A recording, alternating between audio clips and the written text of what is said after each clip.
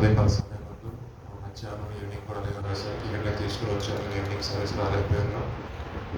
అదే డాక్టర్ గారు ఏమన్నారంటే ఫీవర్లో రేపు కూడా వస్తే అప్పుడు గట్టి స్కై చేద్దామన్నారు. వెంటనే ట్రీట్మెంట్ స్టార్ట్ చేశారు. దైవజనుల ద్వారా ప్రార్థన చేయించుకుని వెళ్ళాము. దేవుడు మహాత్ములు బట్టి ఈరోజు ఎటువంటి ఫీవర్ రాలేదు. దేవుడు అద్భుతంగా స్వస్థపరచు ఉన్నాడు. సాక్ష్యం చెప్పమన్నారు. వార్తలనే సాక్ష్యం ఇస్తున్నాను.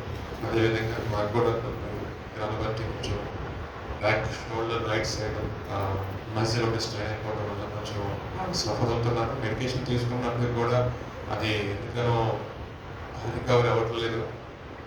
ఆర్థోపెడిక్ కానీ న్యూరో సర్జరీ కానీ చూపించండి అంటున్నారు. నేనైతే ఉదయకాల సమయంలో లేకపోయాను. కాకపోతే సన్నిధి పోగొట్టుకోకూడదు. అనారోగ్య పరిస్థితి అని ఏదైనా సరే ఒక దినం గడుపుతుంది, దినం కంటే శ్రేష్టమైన లేఖనాలు సెలవిస్తున్నాయి. సో ఏదైనా బయలుదేరి రావాలని కొంచెం ఓపిక చేసుకోండి. మహాత్ములు బట్టి దేవుడు మందిరం దేవుడు నడిపించున్నాడు. దేవుడు త్వరగతిన స్వస్థపరుచుగా దేవుడు మంచి ఆరోగ్యం కలిగించగలన మీ యొక్క వ్యక్తిగత ప్రాంతంలో జ్ఞాపకం చేసుకోండి. సాక్షిగా పెట్టిన దేవుడికి ఎందుకు చెల్లిస్తాను. ప్రభుత్వం మీ అందరికీ వందనాలు.